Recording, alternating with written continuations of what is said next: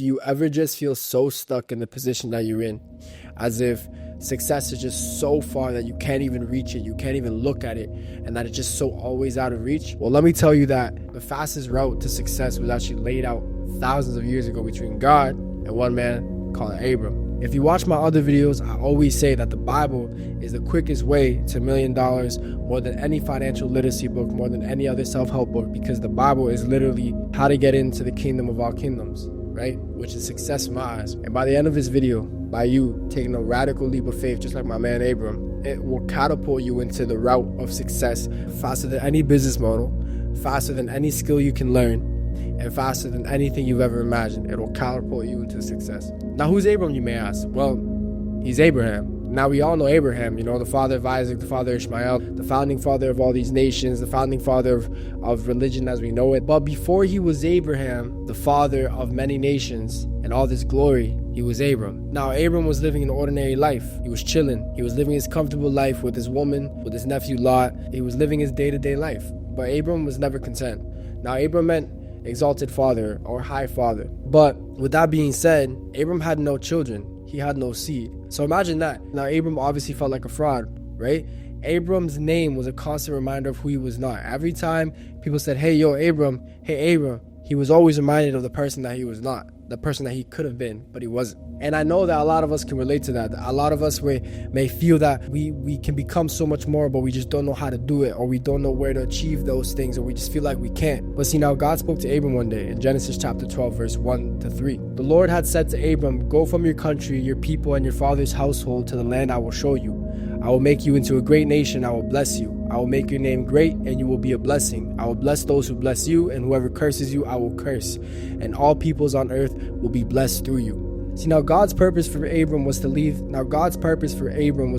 leave everything behind, was to forget everything he's ever known, to catapult himself, to jump into the land of the unknown, to jump into the land of the unfamiliar, to be uncomfortable. And see, now a lot of us are scared to do that. A lot of us cannot do that. One thing I want you to remember is that there's no such thing as staying the same. There's either you're getting better or you're getting worse. God's children, or us as God's children or God's people, have a literal calling to get consistently better day by day. And with God's command, Abram obviously listened.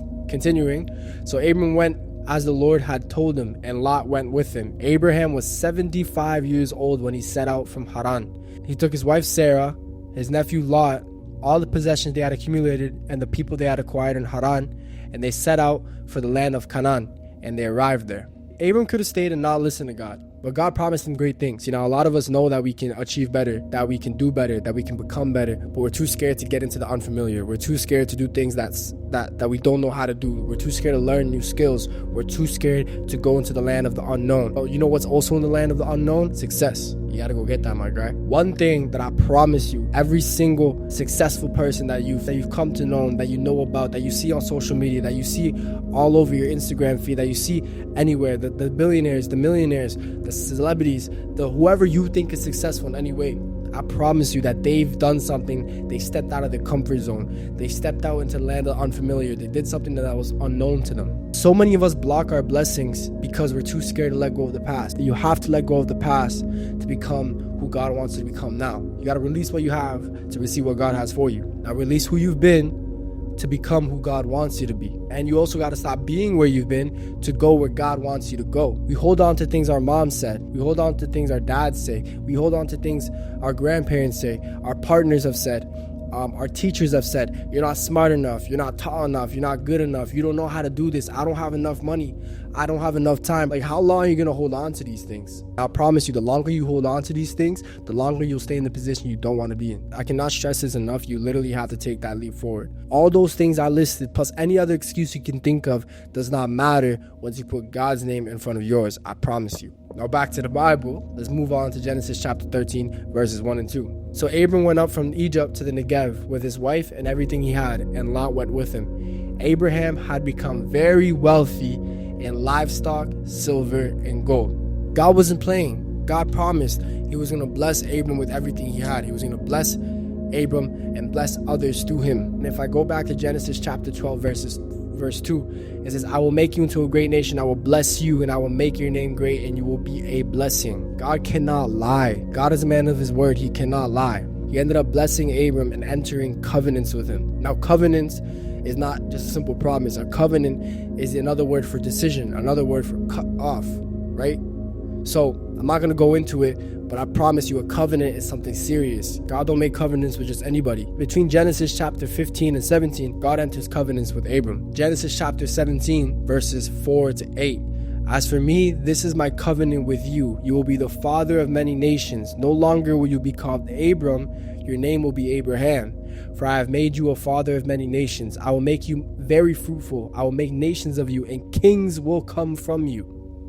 I will establish my covenant as an everlasting covenant between me and your descendants after you for the generations to come, to be your God and the God of your descendants after you. The reason I believe in this word so much is because God cannot lie. I've said this so many times in my other videos. God cannot lie. And he promised that he will bless us if we get out of our comfort zone, if we fulfill our purpose. He will make us very fruitful and kings of our own things and kings of our own kingdoms, because we are all descendants of Abraham and he is the God to us all. See, now, a lot of people don't get blessed in the way that they can truly be blessed by God because they're too comfortable and they don't want to fulfill their purpose. I'm telling you right now, your purpose will make you uncomfortable. Your purpose will be in the land of the unknown, in the land of the unfamiliar. But that's because you are supposed to grow, man. You're not supposed to stay stuck in the same position ever. God literally told Abraham, who was then Abram, said, hey, bro, drop everything you've ever known. Forget everything you've ever had. Just take your wife, take your nephew, take everything that you have right now that you can grab her up with your hands and get out. Abraham couldn't even ask where he was going. And God says, you'll know when you get there. What?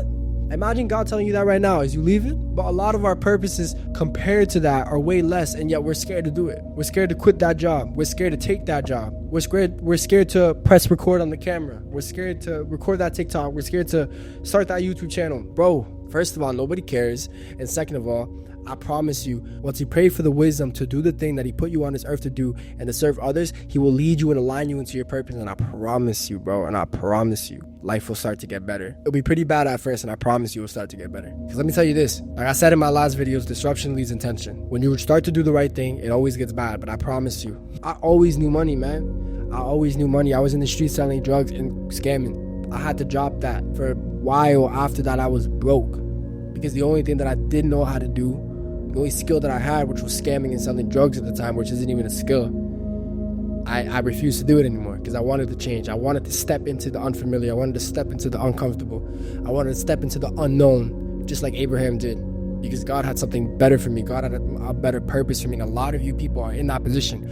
A lot of you people are scared to do that, scared to be in the unknown, to do the unfamiliar. See, now we're holding on to things that do not matter. We're holding on to things that are blocking our blessings because of what our parents used to say, what our grandparents used to say. How long are you gonna hold on to that? You're blocking blessings. You're too scared to go into the uncomfortable, to go into the unknown. But what's also unknown to you is success. So if success is in the unknown and you gotta go into the unknown to acquire it, jump in, dive in. Like I promise you, God's purpose for you will fulfill your life in ways that I can't even explain.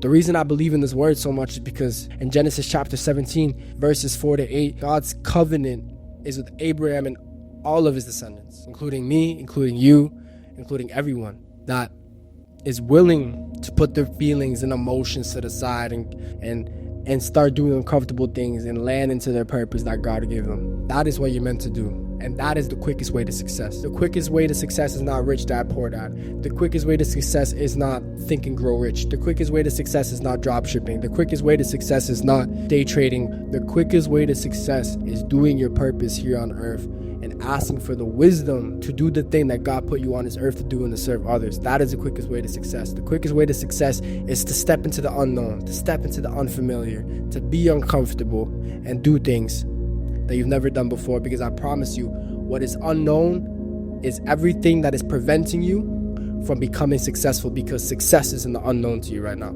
I can't stress that enough. Everyone is holding on to things that their parents or other relatives or people have said to them in the past, where you're not good enough, you don't know what you're doing, you don't have enough time, I don't have enough time, I don't know what I'm doing. How long are you going to hold on to that?